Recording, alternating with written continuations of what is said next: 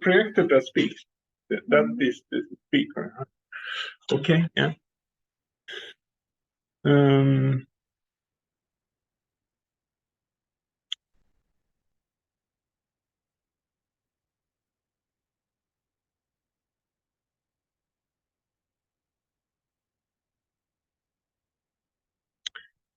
Box.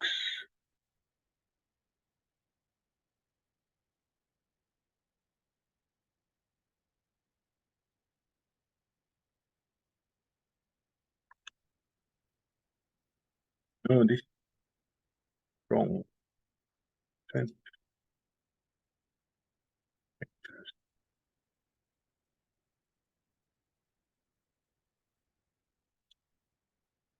So,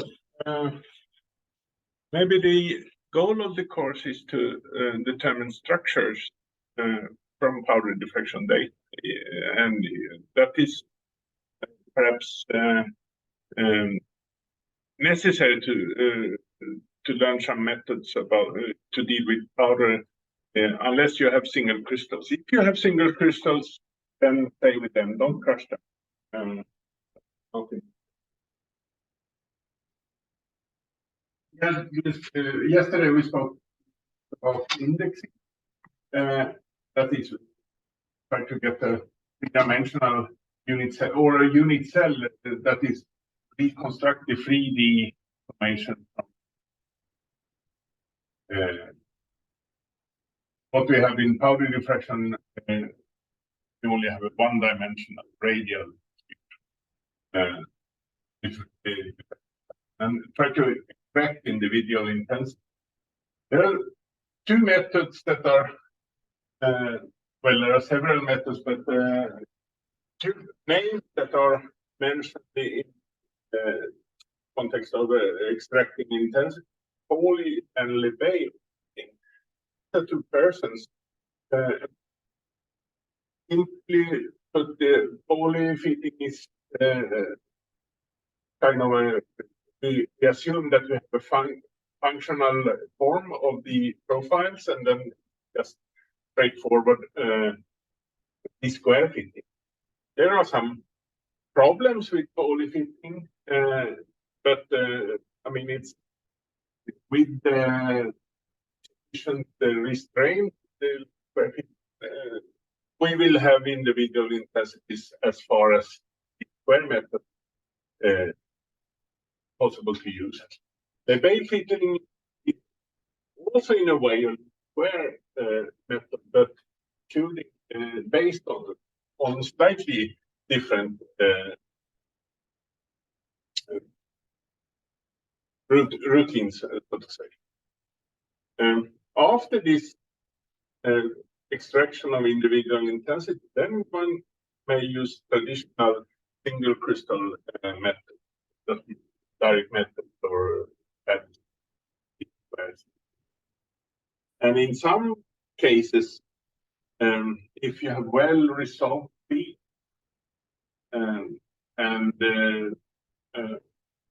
preferably in a low symmetry, so there are not lot of overlaps, non-equivalent peaks that are coming up exactly the same.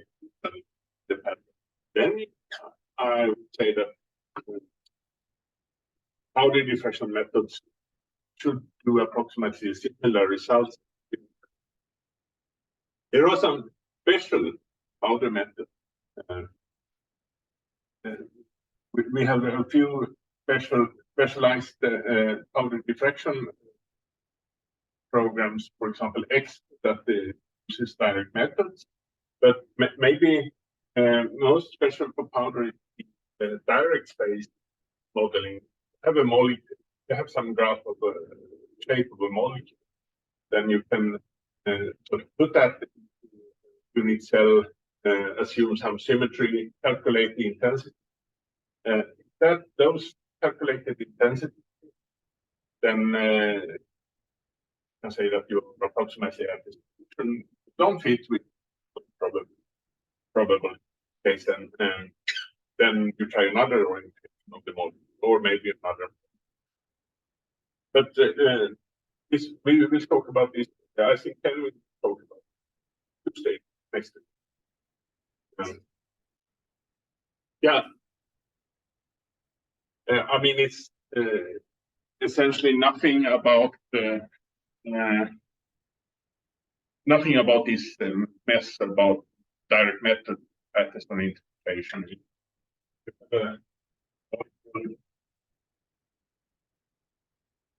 Something like that, and then you apply the unit cell, and then it's possible to calculate as a function of variation, then just comparing.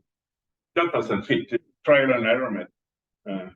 So reorient this molecule somehow or deform it until you get a reasonable fit. And this is especially utilized in, I mean, in principle, can also use single crystal method. But since we do have such a large amount of material in single crystal diffraction, reflection-wise, then we can directly come to these structures. So it's really not necessary with method. Perhaps if you have very, very large crystals, say that you have an interesting compound with 15 atoms.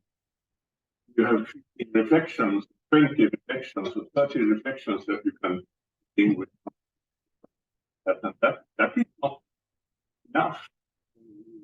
An atom, 15 atoms, 3 coordinates each, at least. Then you 45 observations, less number of observations. Theoretically impossible, but even though if you have a grasp of molecular shape, then you calculate it with mechanical methods, and then you know the molecule, and then it's only one or perhaps one XYZ point for the centroid, and then orientation, maximum 6 parameters. Then it could be enough with a very, very low number of observations. Usually with single crystal method, we have a lot more observations. Don't use this directly.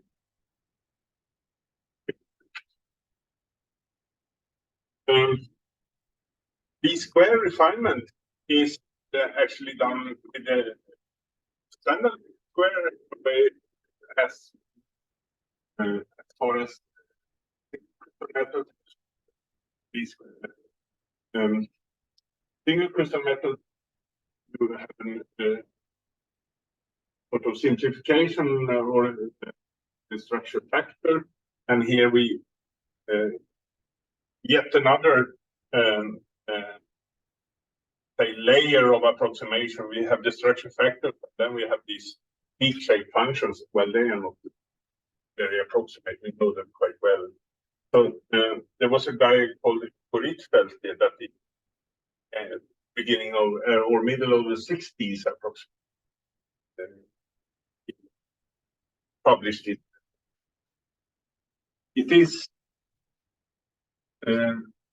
normal single crystal methods, but with the additional problem of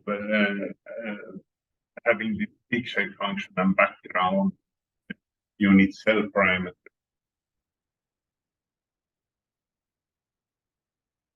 We also have to speak about that later next week, I think. So the requirements to do a structure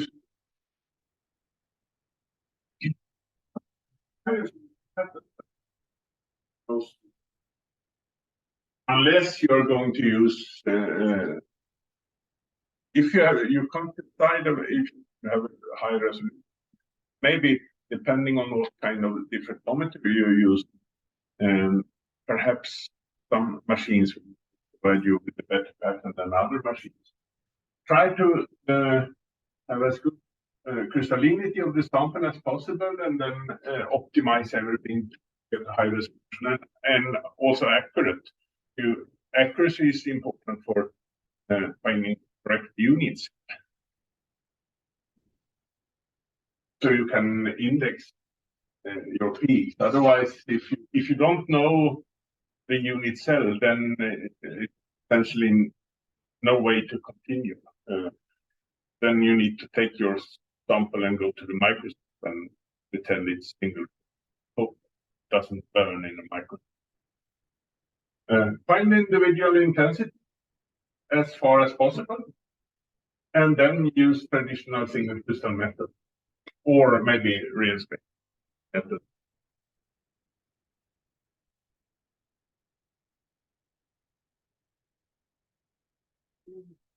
Individual intensities is easy to say, but less easy to do actually. The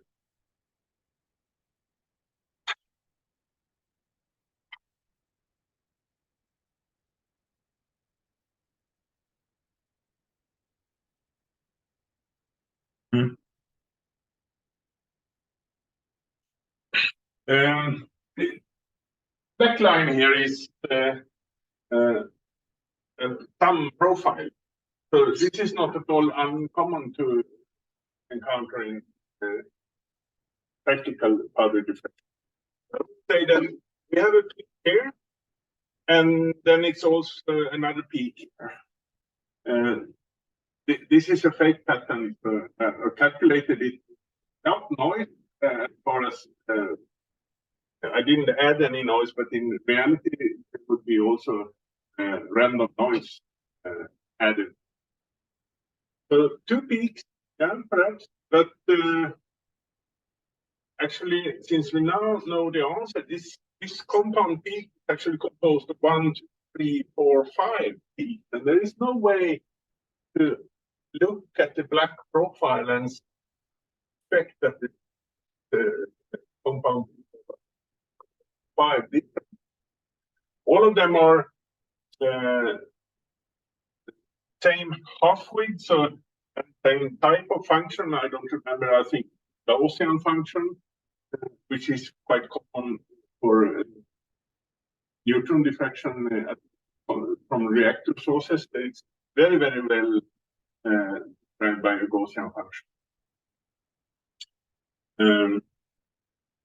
So how should we find the individual intensities if we know that there would be 5 here, 1 blue peak and red and green, etc.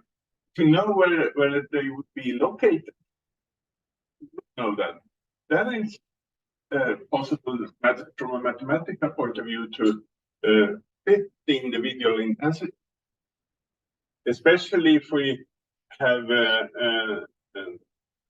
very good counting statistics, so essentially noise-free, very well shaped. And maybe we need to add some restriction that from a mathematical point of view, the computer doesn't know if the blue curve here should, all of them must be positive. Maybe one of them could be negative and provide a better fit. That is a problem, but that could be solved by the allowed height of the need to be higher than 0. How to get these positions? Well, if you know the unit cell, then you can calculate all things. That's it. We need to know the unit cell, otherwise we cannot estimate, for example, where do all possible reflections come.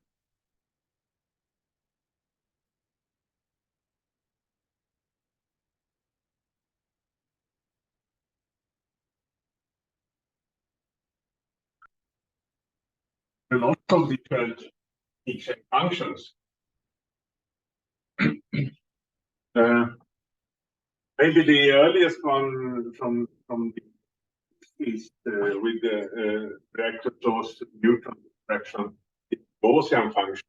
And the expression of these Gaussian functions sometimes depends on where you find the expression in different literatures. But it's always something e to the power of negative quantity squared.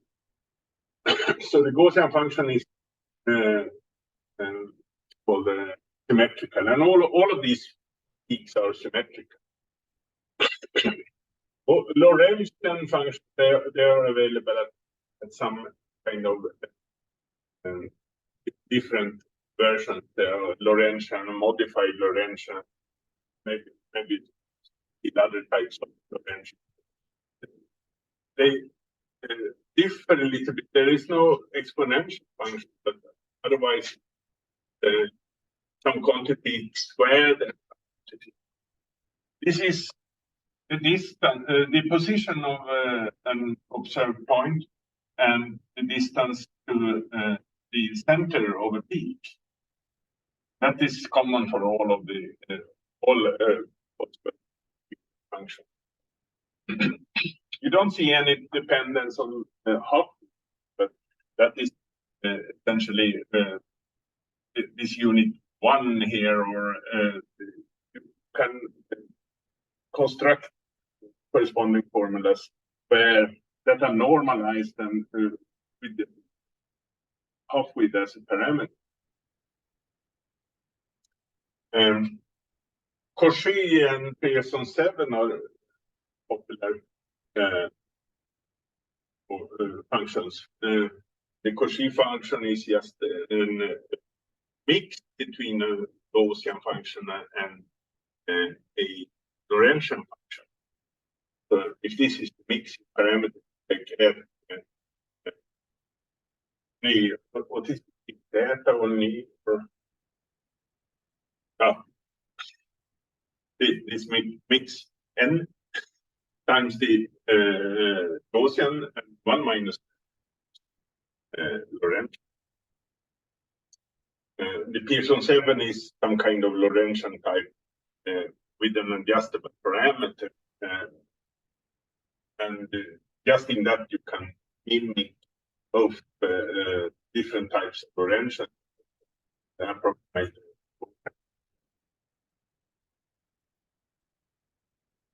And there are 10, 15 more type of peak-shaped function.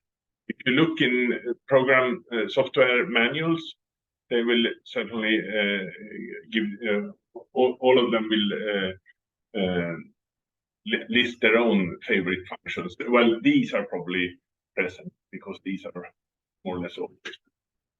But all of these functions, they are symmetrical around the center. And if you want a simple way to model non-symmetrical function is to split function, to use one PSF1 on the left-hand side and to the right-hand side around the center position.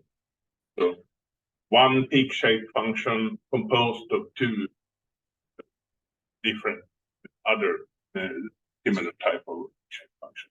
That's a good way to model asymmetric peaks. Why are they asymmetric?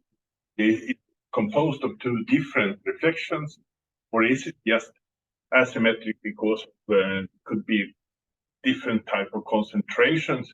Once you co-crystallize sodium chloride and potassium chloride, then it depends on the different concentration of potassium and sodium. The crystal will vary, and then the lattice parameter will also vary. You will have a quite strange peak-shaped function of such a mix. Then it's perhaps not obvious how to model it, but phenomenological point of view, split often good old. When you come to Beautiful direction, time of flight, something. Well, picture function is something like that, but they are usually special type of function, convolutions of several functions producing some with this strange. It is too asymmetric. I think to be modeled by a split picture function. But in full-proof, for example, there are a couple of these time of flight functions. This function.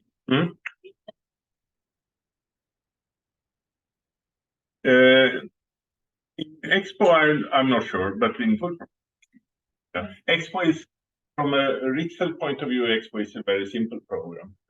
Or simple in the sense that it has a few basic functions, but you can't go a lot further. At least that was my experience with the couple of years ago, at least. But then more specialized Ritzel programs, they have usually a multitude of different functions. And I recommend, if you should use Expo, then solve the structure in Expo and do a sort of coarse refinement, because it's very easy to use and very quick and produce. It actually cleans up the diffraction pattern also. That is on the limit of cheating. But then go to another program like Proof, VISA, OPAS, which have well, toolbox of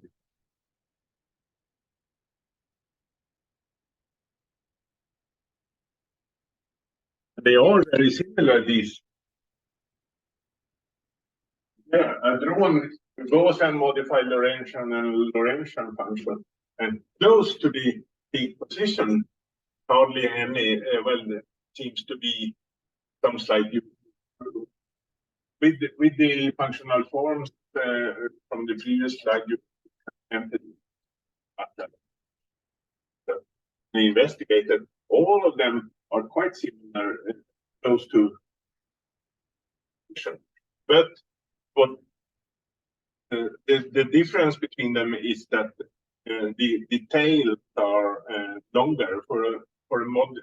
The Lorentzian type of function, the tails are quite long, and it's a way to model thermal scattering,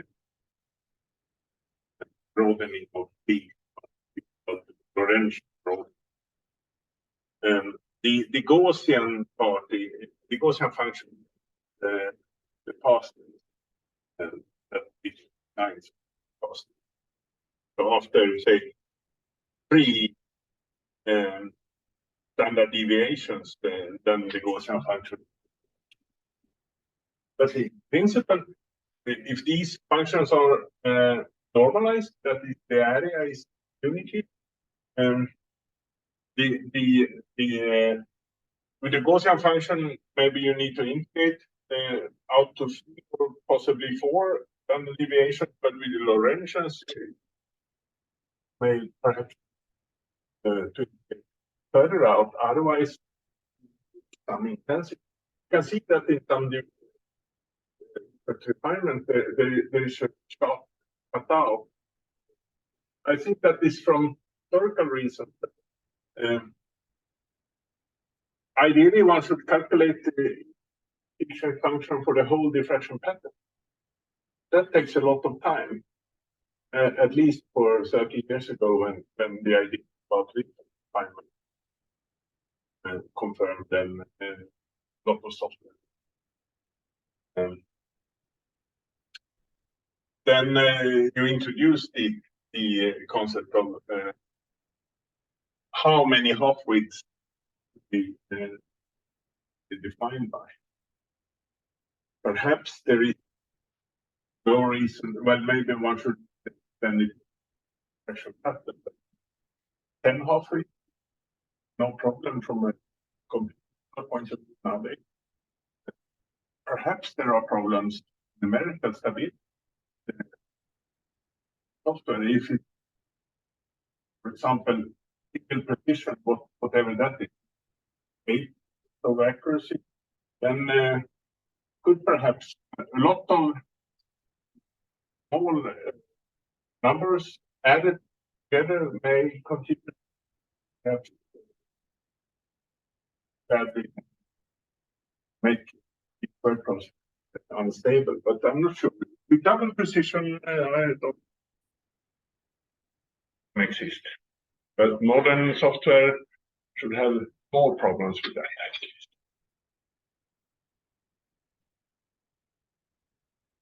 This is one of my favorite exam questions, by the way. The difference between a Lorentzian and Gaussian function, or how would you characterize? Well, they're quite simple, but it's actually a function that declines the last of all.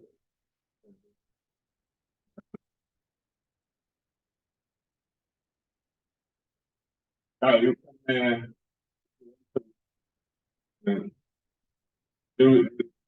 check out these functions or some other function. Please do that and then find some values. For example, from 5 to -5 to +5, and then you just enter the functional forms here. XT, that is the center, and one could experiment with adding several functions. It's always calculation, even if you do understand a function, a pig-shaped function and another pig shape added together. How do they look like? Please try. If you at least usual mathematics R could be used. Let's take an example. We encountered silver idea.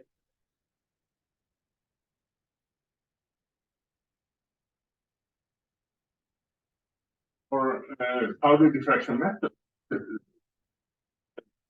it's solved by Pauli diffraction because it grows large single crystals,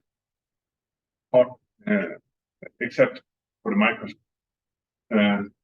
But the crystals are maybe micron sized, but it could produce quite the Pauli diffraction pattern. And even if there could be difficulties in text procedure, find the positions here and try to obtain as accurate positions as possible by some linear fitting. It is nice if you can see the difference in I-score. You add a window below here where you see the difference between observed and calculated. And it's nothing wrong if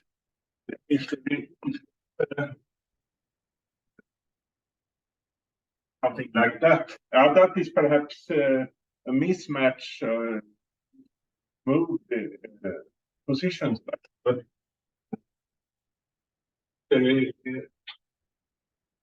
something like that, close to the peak position, then it's just a bad fit.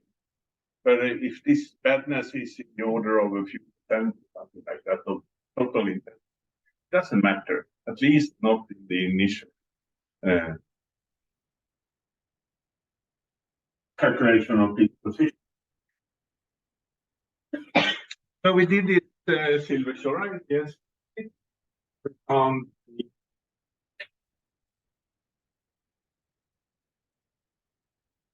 A unicell.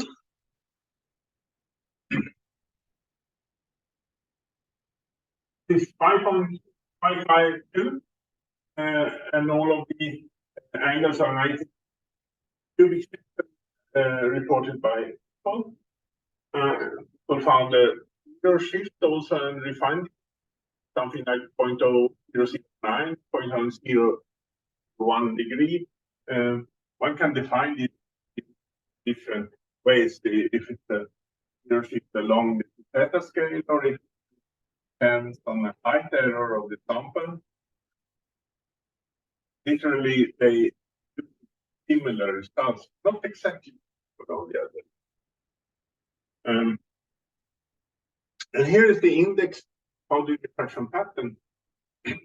So 197 is the numeric highest, and higher pattern if difference in theta or in the order of few the third decimal value. There are still some positive values here and negative values here. So it seems to be some tendency, some systematic errors, but don't care about. Now we know the example. How should we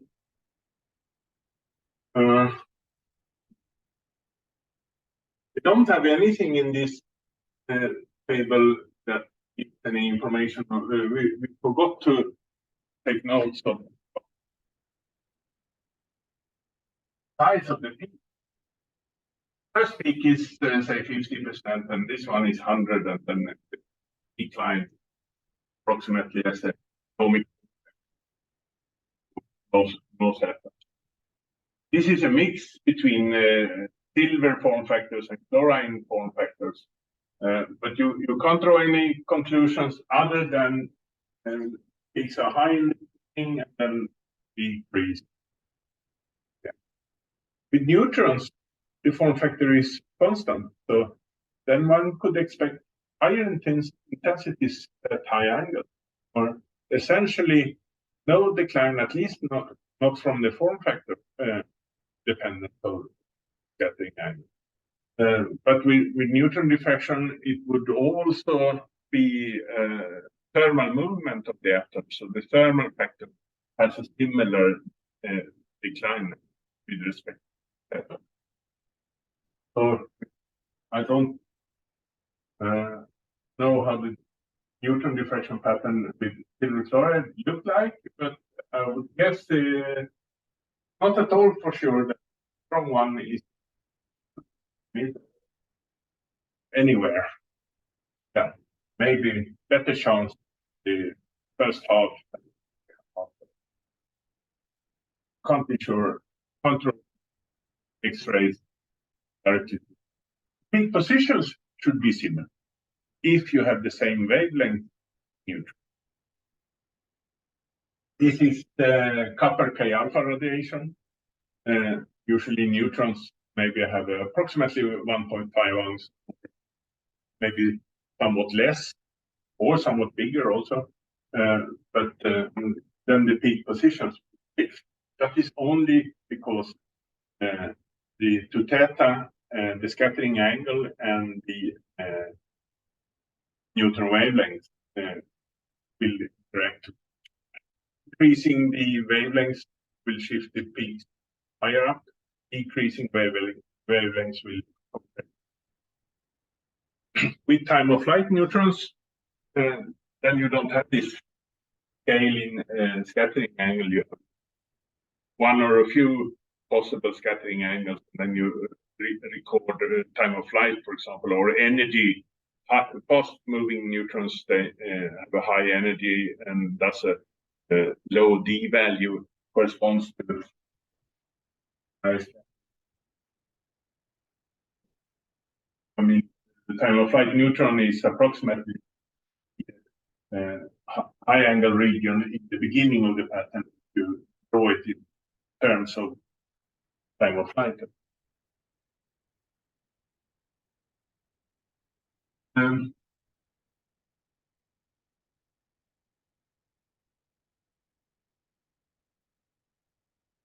Suppose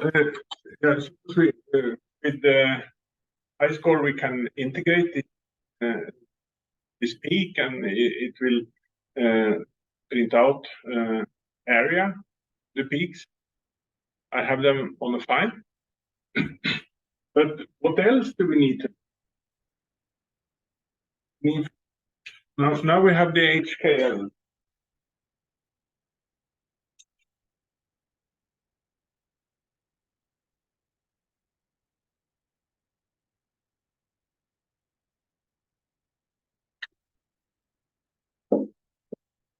and intensity.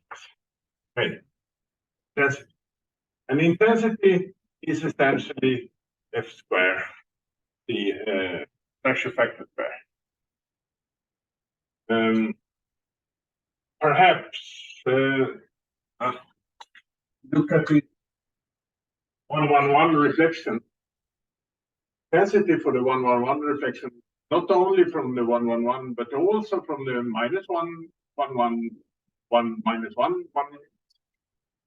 From a cubic perspective, one have 7 equivalents, and in principle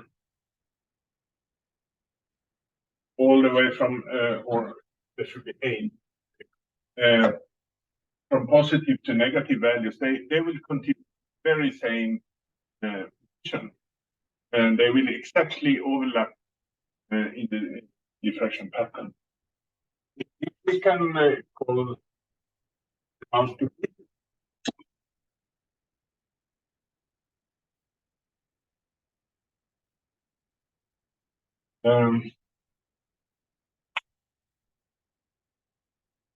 well, otherwise, anything else? Well, some corrections maybe that are different depending on whether the probe, if it's X-rays or neutrons. Then with the X-rays, we will have a Lorentz polarization correction. With neutrons, the Lorentz is probably always there, depending on if we have polarized neutrons or not. Then perhaps we don't have any polarization correction, but have the Lorentz and polarization. These are essentially functions of to theta, so they can be calculated for each reflection. Low order reflection have a close to the primary beam, then they have a long existence time while they pass the evil sphere and diffract. So thus they will tend to be stronger than high order reflection. That's also a reason why the peaks in the beginning of the pattern is bigger than the end of the pattern. And this is true for both X-rays and neutrons. This is just geometry for the reflection, how fast they pass the evil sphere. Now this could calculate. Do you have any other information from the reflection pattern? It's cubic. Probably. We can't be sure about that it's good. But it was. Are there any reflections missing? All odd, all even, then don't.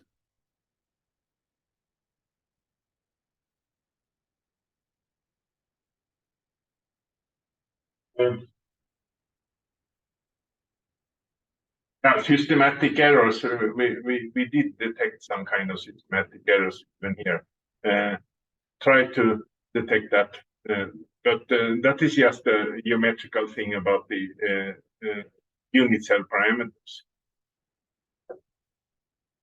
And the systematic errors depend on how we looked at this picture, how we mount the sample. For example, for barium sulfate, directly on a wafer, we build a pile of it. We will have a systematic errors, and then with least squares, we will have another type of system. Depending on the treatment of the data, we can still detect that it is systematic errors, both being one. But the red data set seems less affected by systematic. and the effect here is very, very minor. You can neglect. But these peaks, we actually need to, unless the tables or if reflection conditions, we had an F centering, so in the international tables, this is previous version, but same table in the tables, in the newest version of the table. There are 1, 2, 3, 4, 5, 6, 7, 8, 9, 10, 11 different spaces.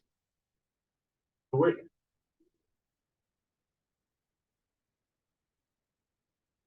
Eccentric, yeah. Otherwise, we wouldn't be able to choose. Here is, now let's see. I L equals to N, always. F is H plus K equals to N, H plus L equals to N, and K plus L. These are the only type of centerings available in cubic system. So let's have a look.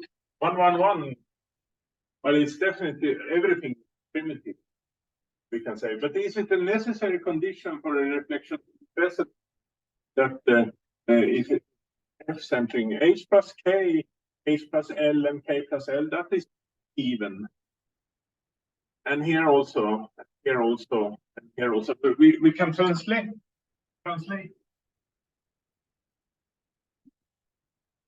And or that's a simpler criterion, but it's the same. This fits, this fits, this fits. 511 fits, 440 fits, 531, 442. Everything fits with the rule all even or all odd. So that's with the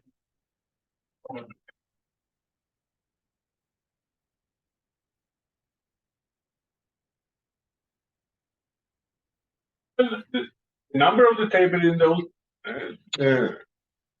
national table is +141.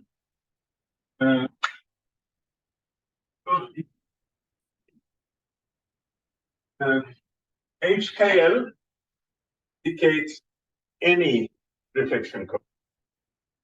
So each, that one, all of the 5 different lines here indicating F-centered groups.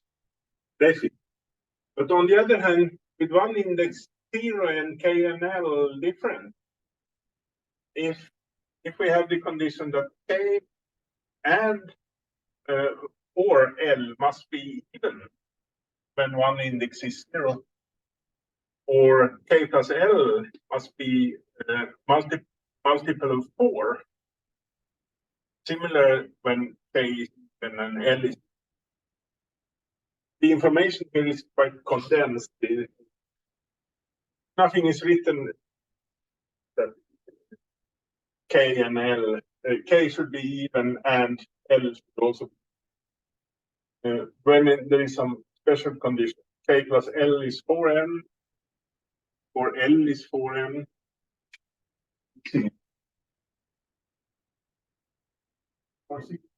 L, which is equal in this sense to HOL, which is equal to HK0, because you can always make a cyclic permutation in this space group.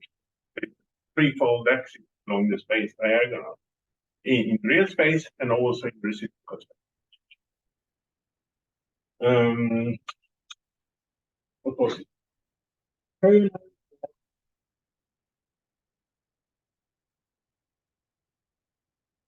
or K plus L equal to 4N.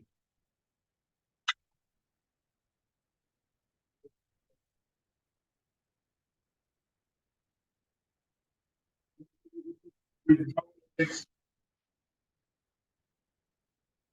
one is 0. Well, K and L, well, H and K is not different here, but both H and K, H plus K is actually 4N. Here then we have two different HK. H plus K is not multiple of 4. Some here is 6. Here it's a multiple of 4, but when they are similar, here we have a 0. Now let's see the unique one. 6 and 2 is 8. That is also multiple. But at least we have one violation. So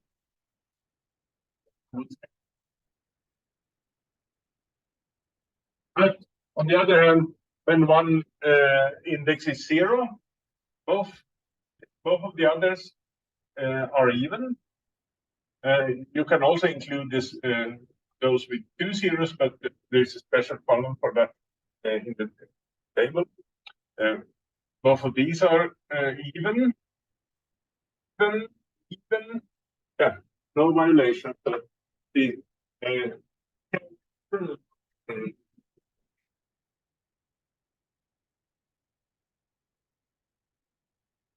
so for HL, where 2 of the indices are similar and the third is not similar, is it H plus L that should be even, or is it H and L?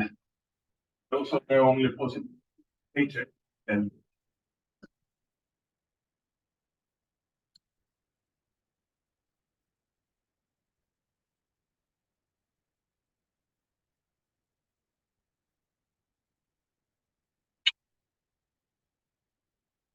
So here we have HHL, HHL, H plus L, or each one of them.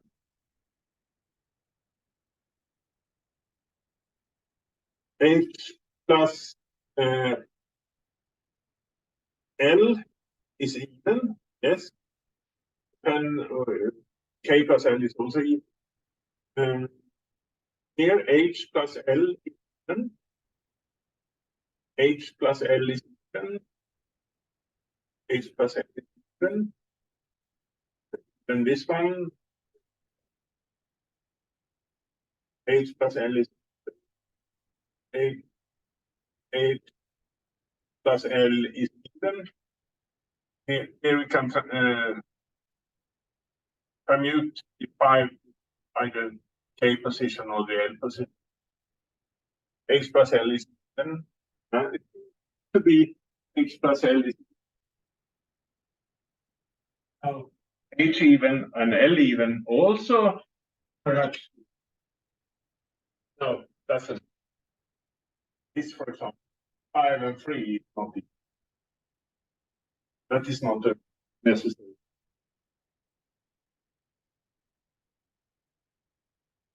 It should be H plus L. And then it could be either that, no, not that one, but it could be that line or that line. Difference is that the 0L reflections is either even or a multiple of 4. The 0L, if we permute it, then this is even, but it's not a multiple.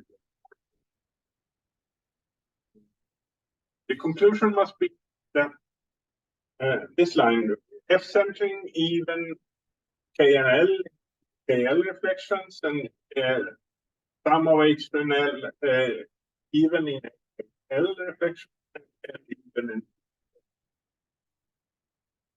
So unfortunately, we don't know the space group except that it's either F3, FM3, F432, F4, at least we only have 5 possibilities. That is perhaps not. It's easier, but we could.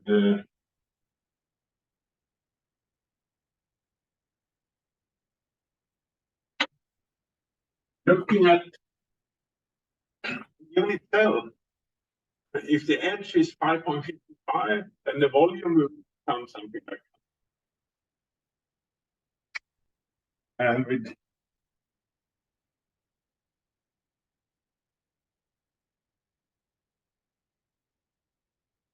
plus 4 at least.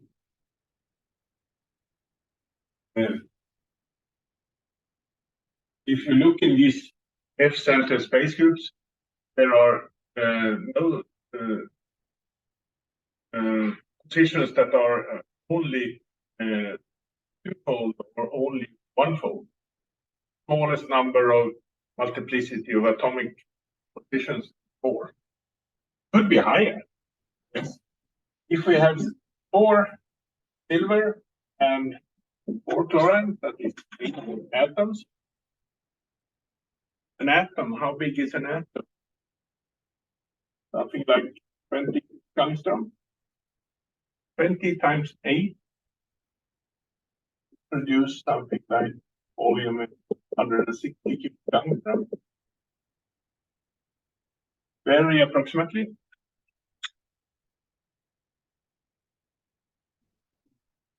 160, quite close.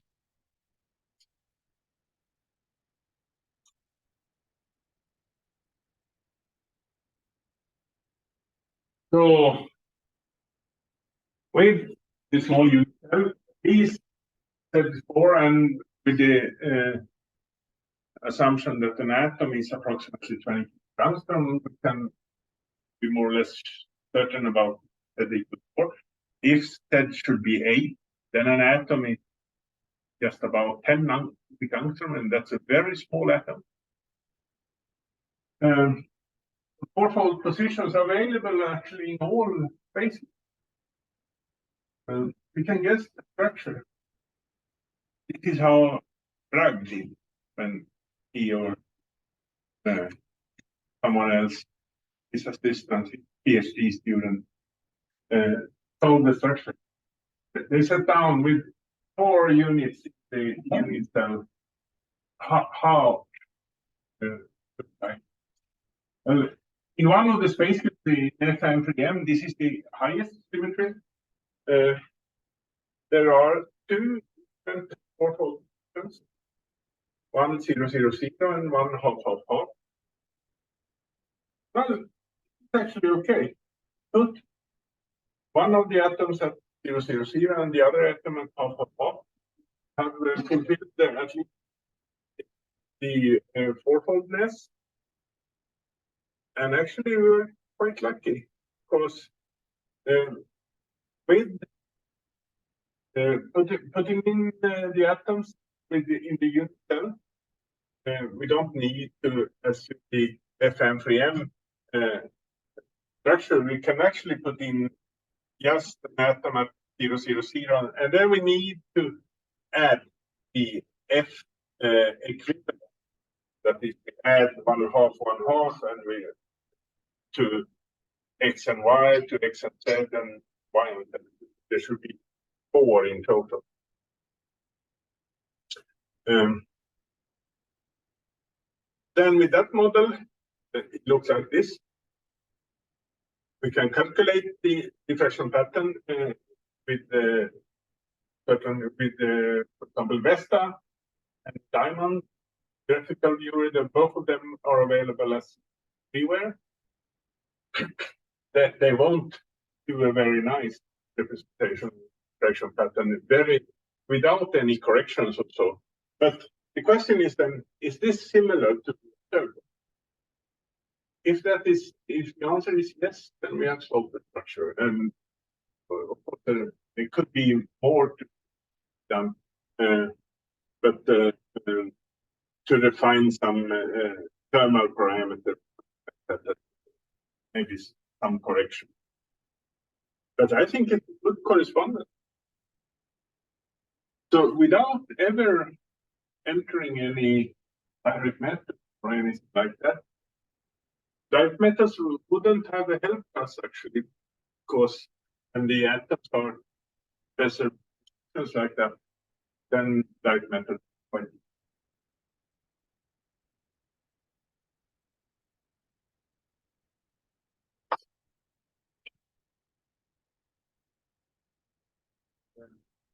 Break.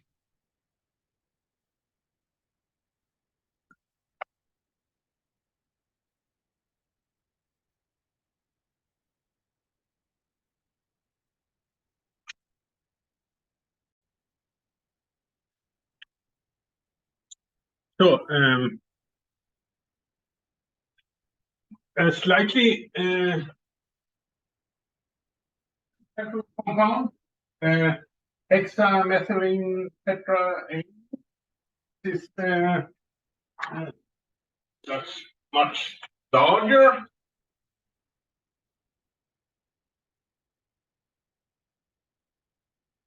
And methylene H2,6 tetraamine N4, or yeah, H12 N4, approximately 10 atoms, not counting the hydrogen atoms.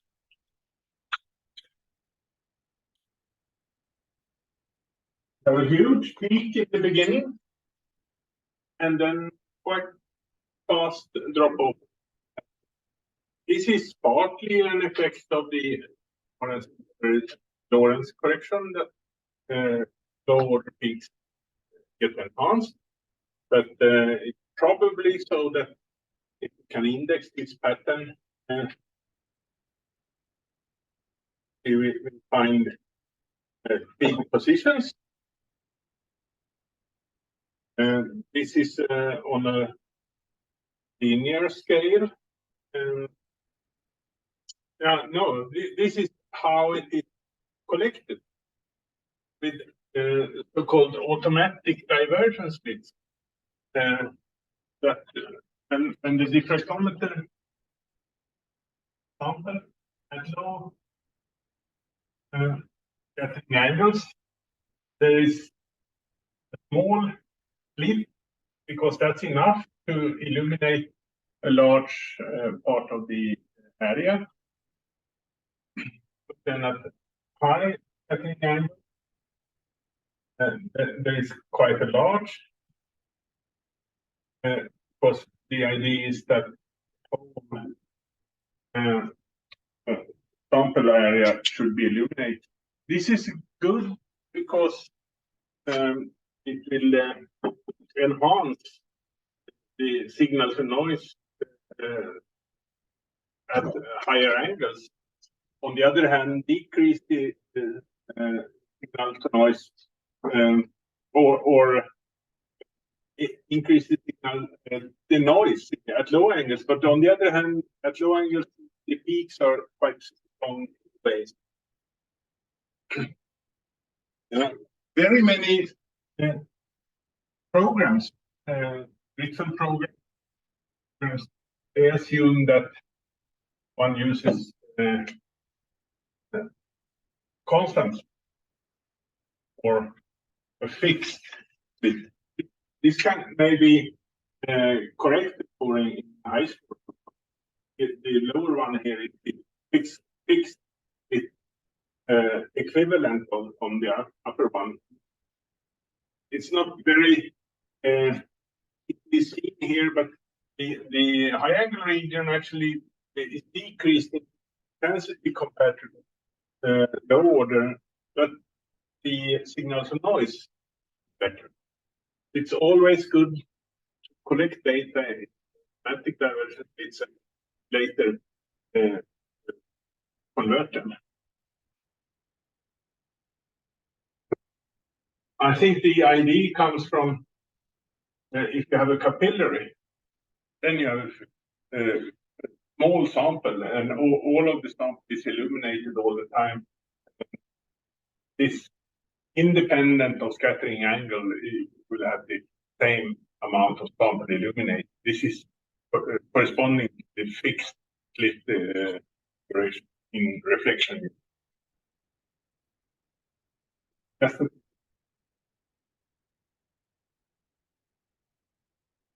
So, indexing the pattern revealed yet another cubic cell. Now this time with Theor, because I thought that we have sort of tried to obtain an accurate pattern. Theor should probably work, and did.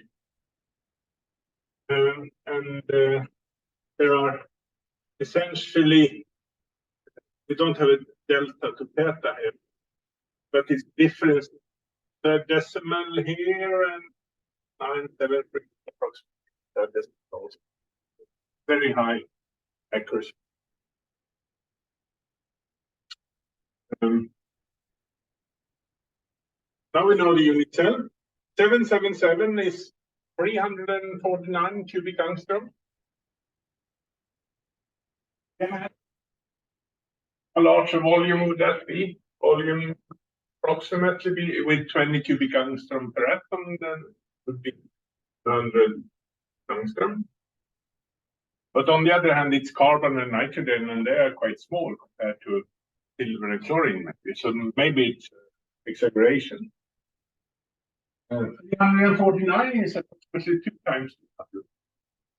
So I would say that equals 2 approximately.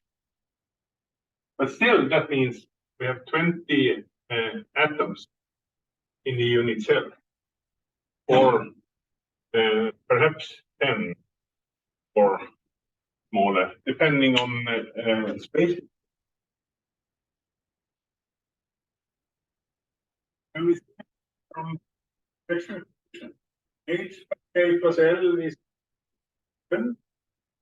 Then 2 plus 1 plus 1 is even, 2 plus 0. All of these, sum of HKL, they are even.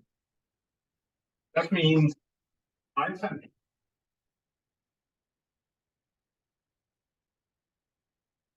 It must be fulfilled for every reflection. No exception. But that's the case.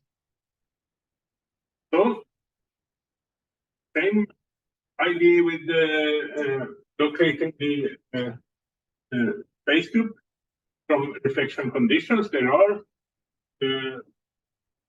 from here from I23 to IA3D, the last one in the text. And here we realize that this I23 or I213, IM3, I43, I43M, and IM3M that are alternatives. Which one to choose? Yeah. How did we do?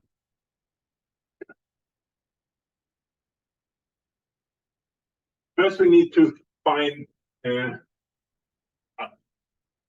There are different philosophies. Either you choose one of the lower symmetry, I23 or I213, or the high symmetry. If none of them works, then it may be one of those between. But first, we need to find the individual intensities from the diffraction pattern. Essentially, the F squared times the multiplicity times some correction. And either Pauli or Lebesgue. Pauli is a traditional least square method, where the intensity for the area under the peak is treated as an unknown. Need to know the unit cell. the 6 different unit cell parameters, alpha, beta, gamma, or the metric tensor parameters, maybe 6 of them also. Here it was cubic, so all the angles are 90 degrees and all the edges similar. And some other parameters, maybe remember point and maybe some deep with how the varies that angle. And then a polyfill with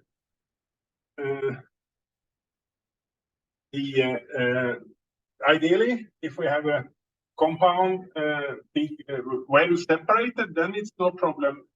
Dots measured values, then it's no problem to get these if you know the function, how broad it is. Try with Gaussian or try with some Pearson 7 a lot of different peaks crafted. There are plenty of observations. One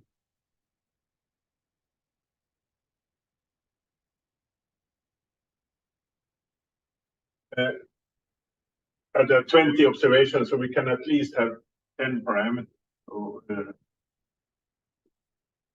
on the other hand, if the theoretical peaks come closer to each other, we can calculate where the theoretical peak should be when we know the unit cell parameter, and generate all indices and calculate position for all reflection. Still, it may work. It's enough large separation, but if they are very, very close, now let's see, this is blue and green. The blue and green may very well, if the red one is the observed peak shape function, we may fit this red curve by something bigger combined with something negative. This is a problem with the Pauli method, actually. I think it should be possible to overcome that. And I think it has been done with the programs nowadays using the Pauli method. But the outcome is essentially the area of the individual peak. And even in a situation where the peaks are, theoretical peaks are very, very close, then in principle impossible. If they are exactly super, then you can't distinguish them with a normal d-square, but say that then we split area between.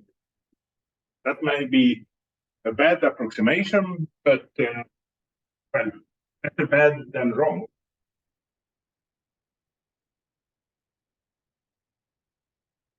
On the other hand, we also have the Lebesgue method, which is the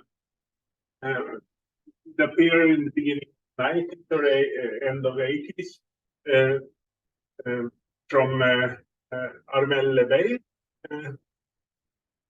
the author of the original program. Essentially, same set of parameters as with the Pauli method, to model the peaks and we compute the positions of the peaks from the unit parameter. But the composition of and the idea is that peaks are positive at least. The smallest value is 0. Then we can, when we know all different peak positions, then put out random intensity, starting intensity.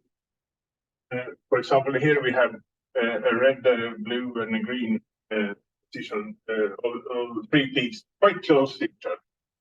And then you can say that the total intensity is split between the 3 components. And perhaps that is not an optimal distribution. One could, for example, use these intensities to calculate some kind of Fourier map, a Peterson density map, for example, and Patterson is always positive. If there occurs negative areas, then those should be flattened and set to at least 0. Then you can go back and sort of obtain a defined version here. Then you would call this method iterative pattern. But I think there are a couple of versions, but it's very similar to the Richter's method, where we have the atomic positions, and then we can calculate the individual intensity quite easy and scale them. So the sum of, in this point, for example, the sum of the red one and hardly anything. Then we will have individual intensity. This is how Richter refinement program calculate individual intensities, even though they are overlapping. One starting set of Lebesgue method is to use a Richter program, have random atoms, and then calculate these individually. And in practice, this seems to be produced slightly better, or being slightly more stable, actually. Sorry, I know that one should close.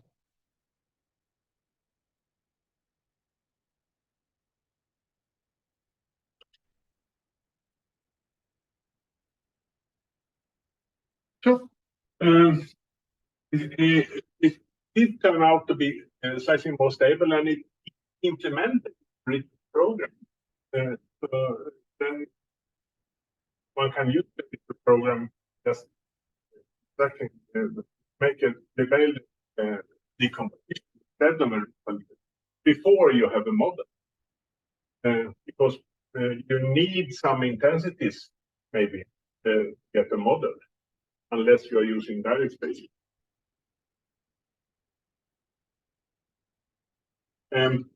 The fitting in HiScore, I would say, is similar to the Pauli fit. Don't use, at least in the HiScore model we don't have easy access to blocking the positions of the peak with respect to some cell. But that is available in different programs. HiScore will fit peak height and the weight and etc. And they need to the peak separated visually.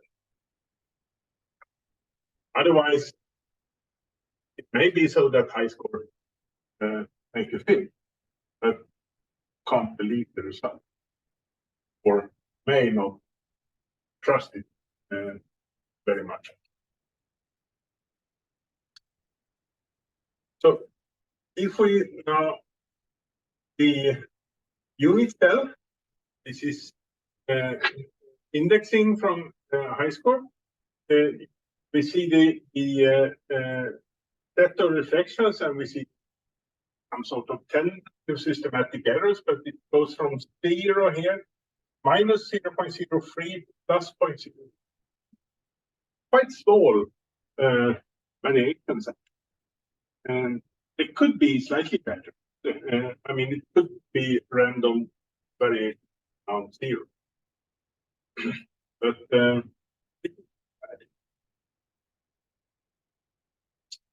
so, what do we need?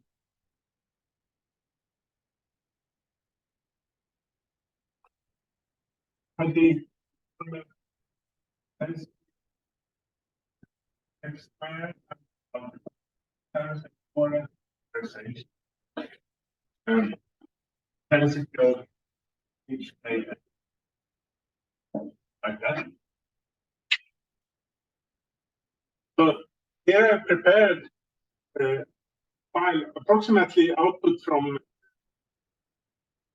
HiScore, where I have HKL.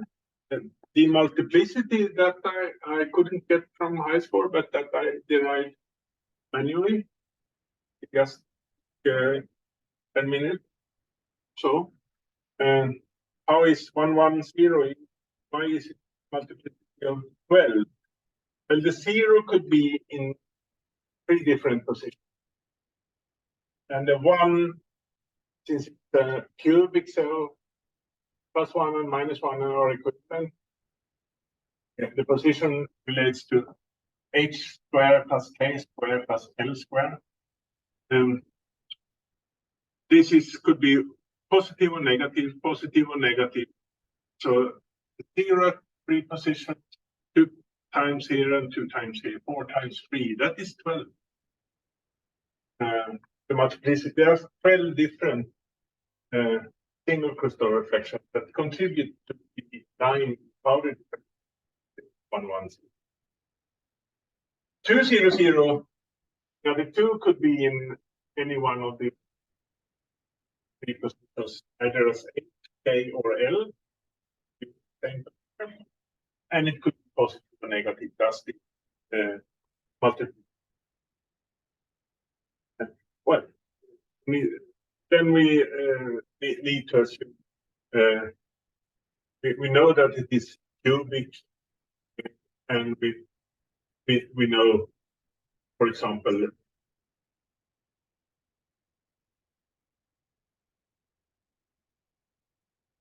we know that we can permute the indices, but that is true for all spaces, all cubic spaces. The line at 55.3055 degrees, unfortunately, 2 different cubic sections, 330 and 411. They have different multiplications. They come at exactly the same position. So to be fair, we can split the height of the area to equal amount. That is perhaps wrong, probably. But how should we do otherwise? There are a couple of reflections. 431 also come at exactly the same as 510. 4 squared plus 3 squared plus 1 squared plus 16 plus 9. That is 25 plus 1 squared is 26. 5 squared plus 1 squared plus.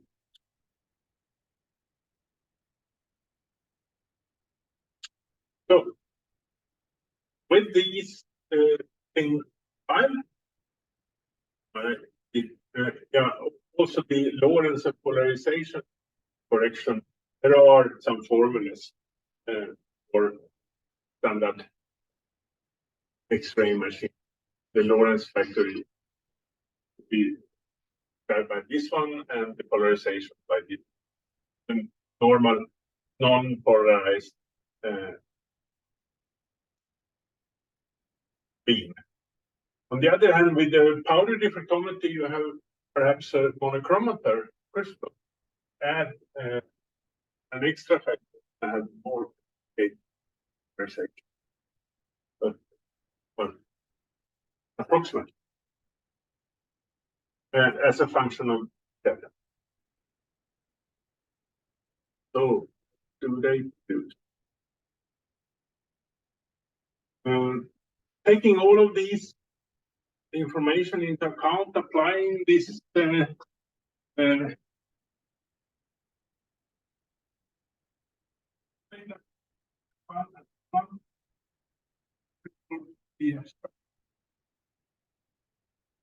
this is I've done it MATLAB, reading it stuff and finding correction backwards. Then we got a typical file with the HKL and the F square. And I was attempting to use the ShellXS systems to find the structure. So I scaled the top one to 999, 9999. Okay, that is arbitrary scale. This should be some estimated error. I don't know the error, so some number. why not one? Underestimated, and then it's the batch number. Maybe these two last numbers they are just when important thing is the HKL and the N square. But I think they should be. I'm not sure if LXS playing number one. Running LXS and actually trying to refine it with single crystal method, and arrive at something like this. And it turned out that in the corner here, there was one molecule, and in the center, one molecule in the same orientation. And I think the hydrogen, they didn't show up, of course. And this, you see the shape of this adamantane-like cavity, perhaps distorted, but it anyway quite close to the real structure. So does it fit with Z equals 2? Yeah, one in the corner, then there are 8 corners. Total that we contribute 1. And another one in the center that we, there are 2 molecules.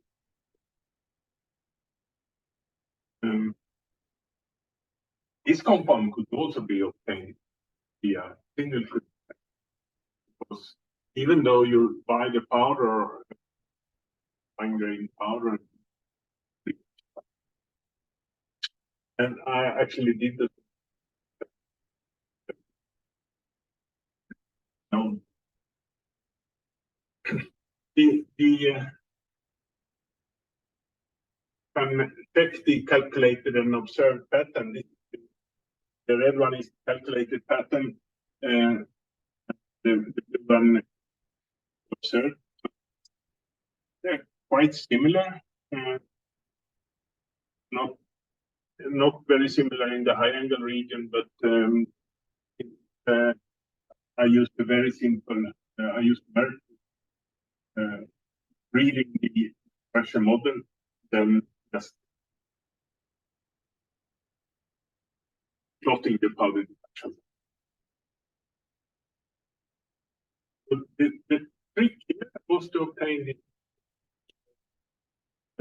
Colite data file. And how did you get F squares? Yeah, you need to apply what you know, and you know the HKL. You need to find the multiplicities, and if you have peaks, then it doesn't matter. And or write them down.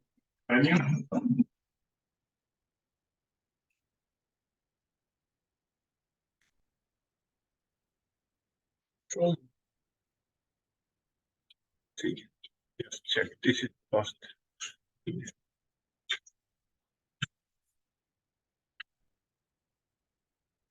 Perhaps one could ask, wouldn't the specialized powder program solve it? Yes, I think it's a quite considerable struggle.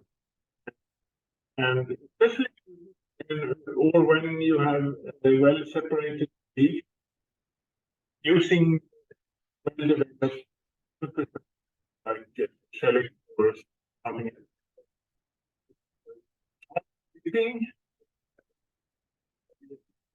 And there is a multitude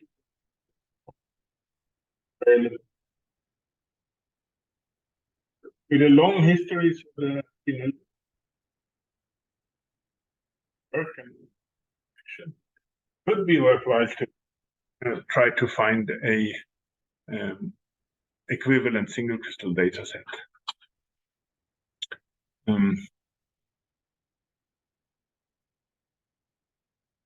Yes.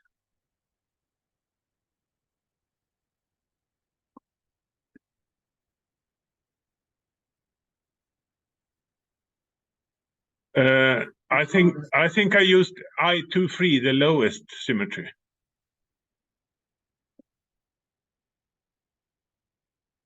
Yes. No, the taste is different, but I mean the good reason. I mean you can select the most common space group. I mean IM3M is very common. I23 is perhaps less common. I213 is well, it occurs now and then, but not very common. My argument for using low symmetry space group is that you do not imply unnecessary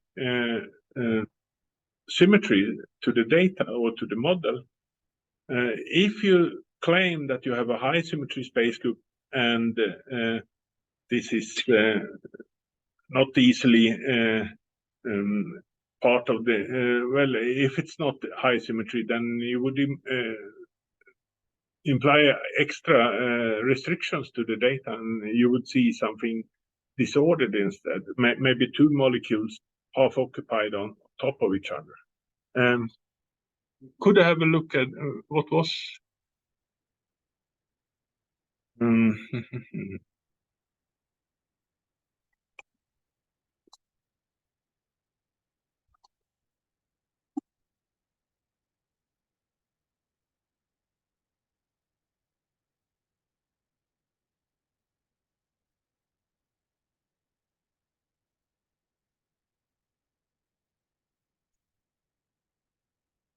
Yes, human interest.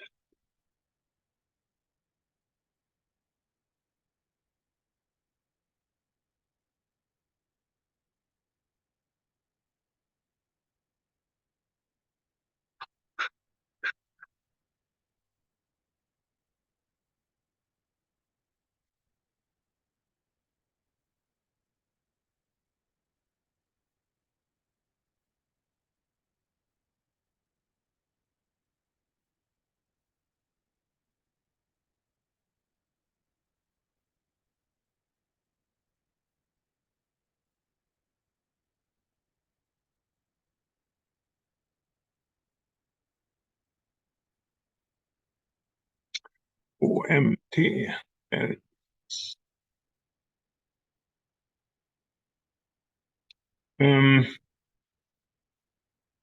Now let's see.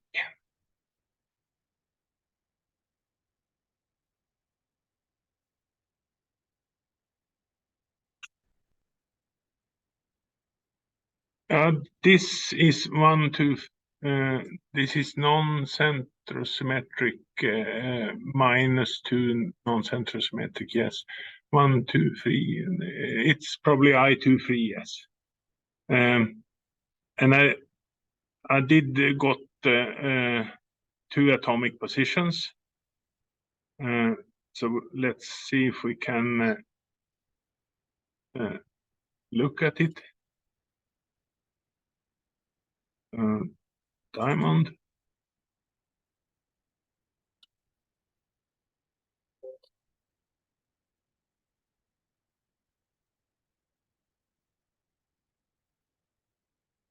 There. File.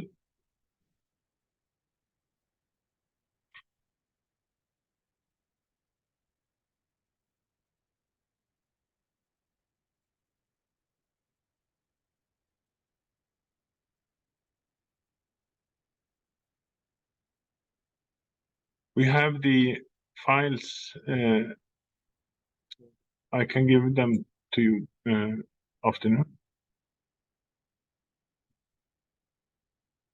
XRD patterns, HMT. Here they are.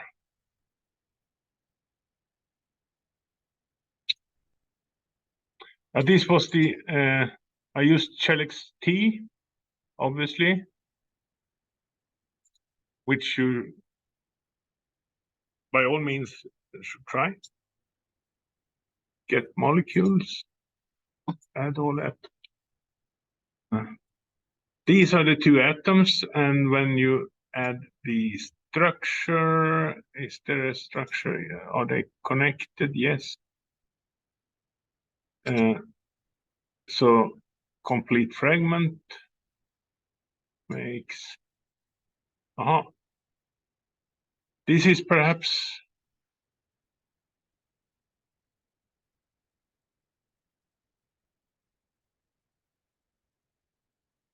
This is I23, yes. Fill unit cell and edge.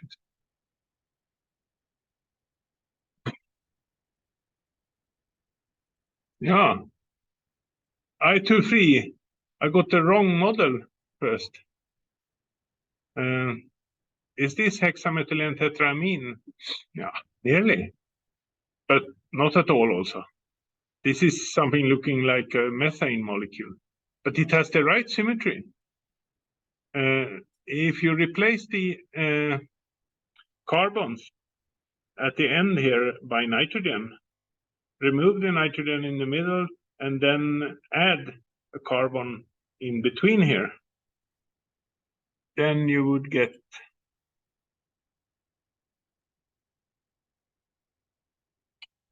hopefully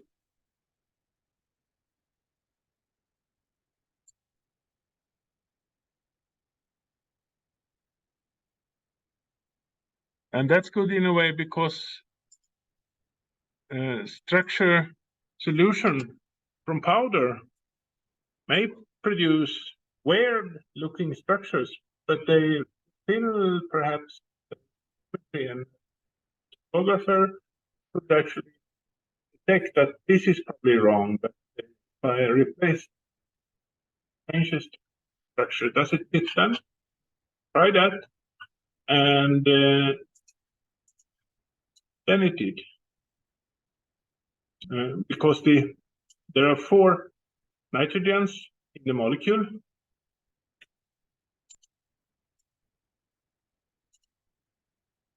And the endpoints of this methane lookalike molecule, they were the nitrogens, and then maybe this molecule is rotating, or the carbon here is not easily visualized, but rather the center here was constructed from Shelix S or from Shelix T, and the center is definitely the average of all the atoms. So no automatic solution. Maybe we can try this with EXPO also. Perhaps I know that EXPO has some problems with high symmetry space. And it's a problem since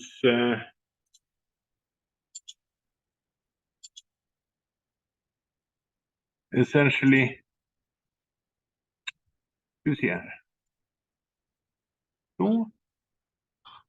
also essentially if you have the molecule at one position, then you have the other one halfway along in some direction, and I mean it's not a spherical atom, but it's a full molecule, so they should perhaps contribute to the different type of phasing of crystallographic data. But suppose you mimic this one as a large solid sphere, then you have essentially the cesium chloride structure, and that is difficult to solve by traditional method. You need to figure out or use maybe Patterson with the single atom, but Patterson wouldn't give any help with the molecule like this. It would just be a mess because there are too many atoms, and you would have a lot of interatomic vectors.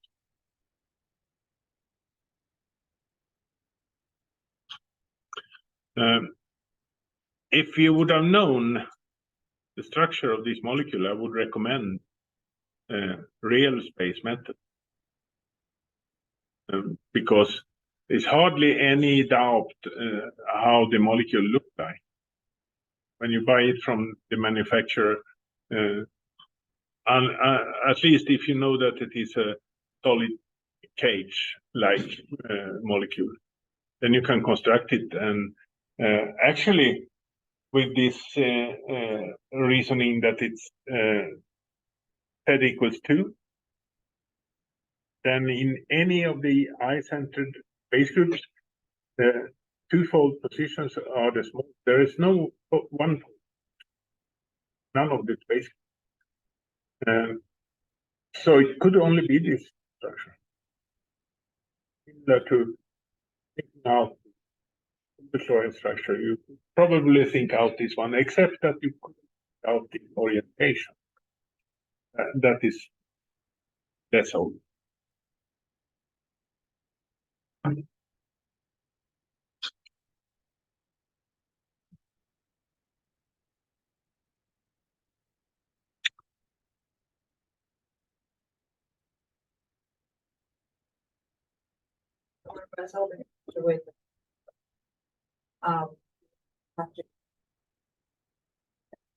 Expo does that automatically, and that's the nice thing with Expo. You click, click, click, and then everything is.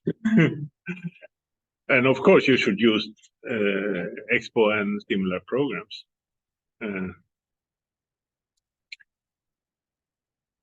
I really don't mean that you should produce a lot of unnecessary work like this.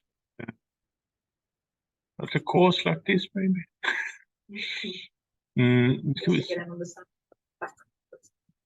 Yeah.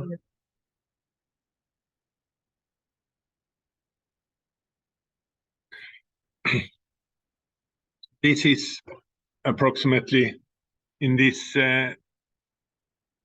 hexamine.p. I have entered the data from HKL, and then the first column contains the sum of h squared plus k squared plus l squared. And I don't remember why. Just to check that, for example,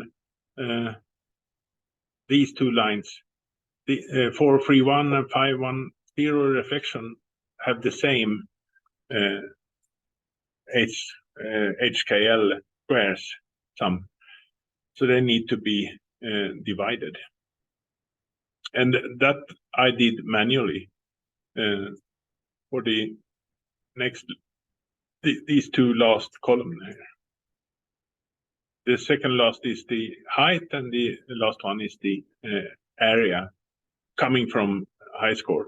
But I looked at HiScore or took a screen dump or something like that, and then typed in these. This will be automatically done in Expo. And then the processing, the HKLF4.m is a MATLAB lookalike.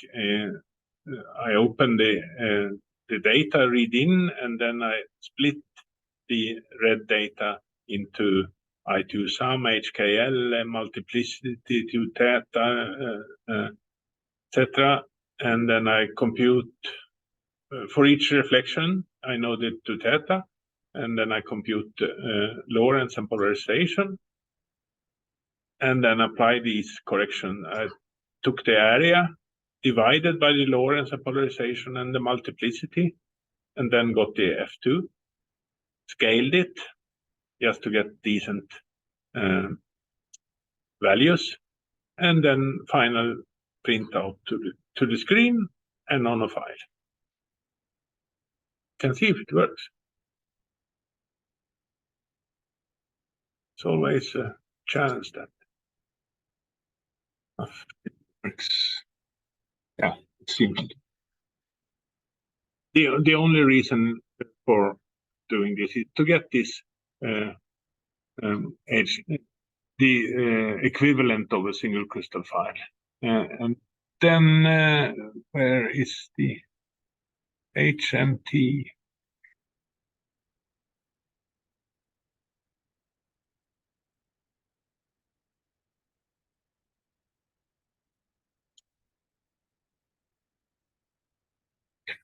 Now this is probably what I knew. I knew the unit cell. And then this is F23, just a guess. No, I23, I mean. It could very well have been I21. And I think it can be described in a higher space group. I told SHELX the content of the unit cell, and then just make 10,000 attempts for direct methods. And got this wrong solution with the tetrahedrons. But it is a tetrahedral molecule in a way. 4 of the nitrogens form a tetrahedron. So perhaps we can see if we can find a better solution. Increasing what is hexamide.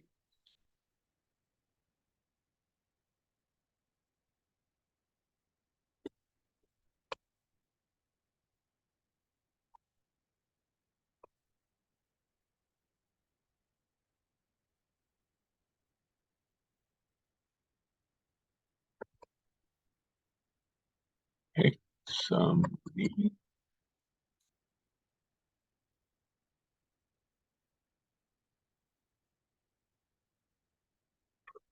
Or perhaps SHELX S is not a good alternative. 100,000 attempts, it's quite quick. It would have been a long time a few years ago.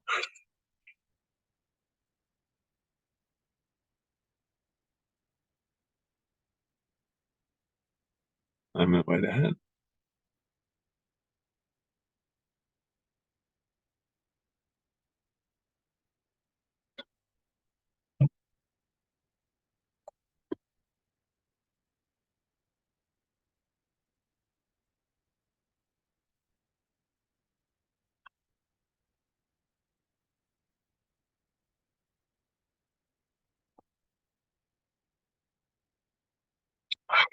Sorry.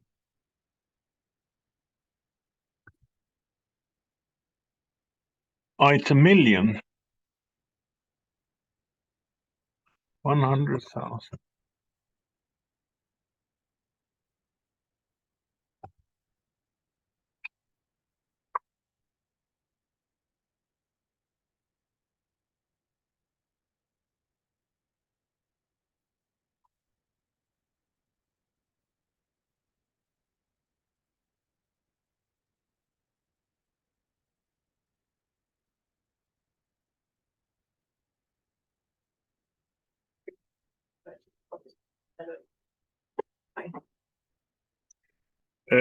Well, Octave is simpler. Python, yes, but if you should do more programming and maybe more bigger programs, then I would use Python. Or actually, I would use Fortran. Atoms. Now let's see. Octave is free. Why Octave and not MATLAB? I have no reason, except that you have only evaluate. We connect those atoms. Yes. Get molecules.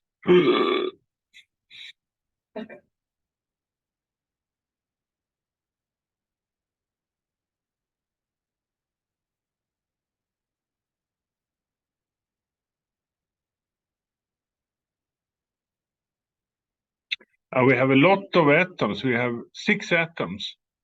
That is perhaps much too much.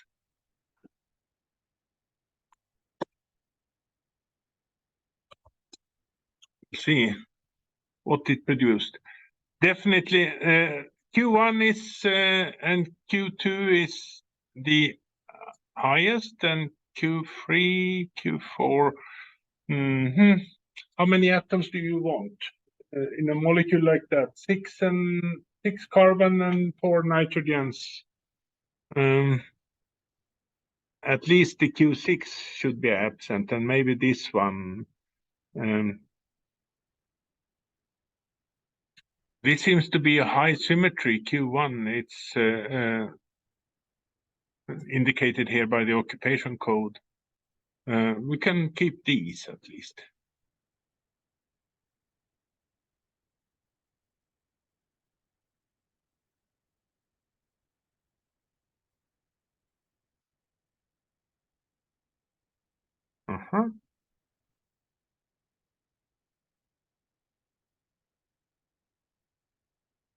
Is this a network structure?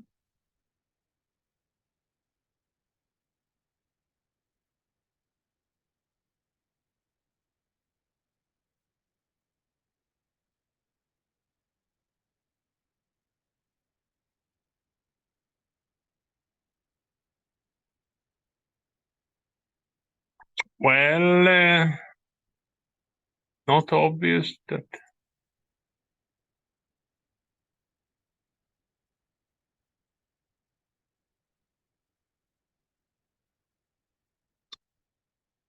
Convinced.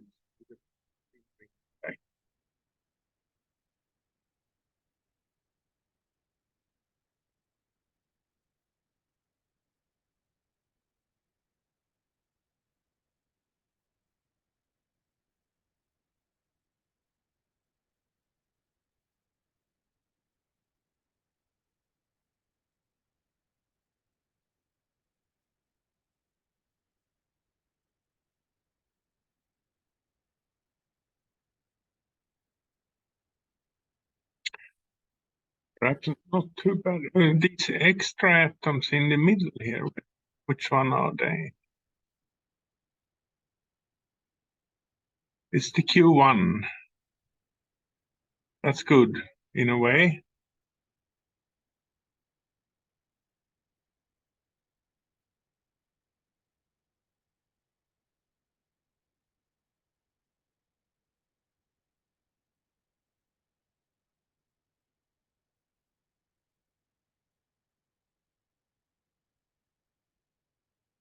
Maybe we should get rid of some more atoms. I can't say that. I just try.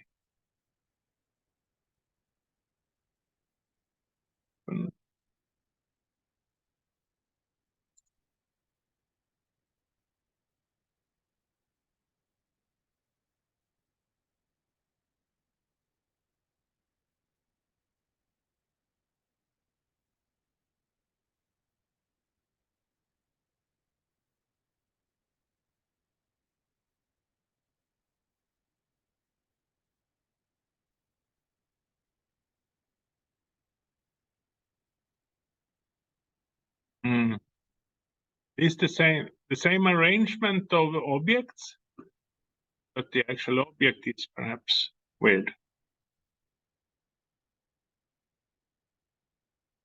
But then one could perhaps realize that, well, the tetrahedron here is perhaps a possibility to model the nitrogens and then add manually. We'll see how Expo will take care of this one. All of these steps, decomposition of peaks into individual peaks, and the Expo also has a viewer. Yep. Yet another YAV, it says, yet another viewer. It's slightly different compared to everything else, but get used to it after a while. Fox has also a viewer of its own.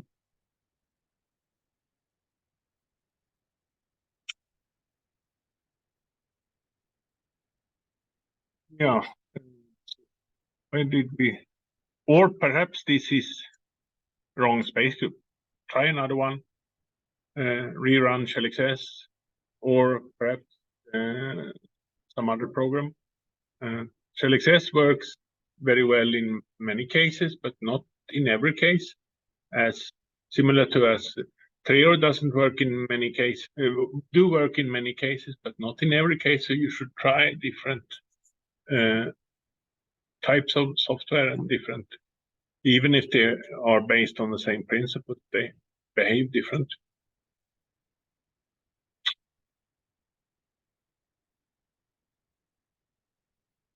So let's not save this. But we need to fill up some energy or decrease our entropy. Yeah.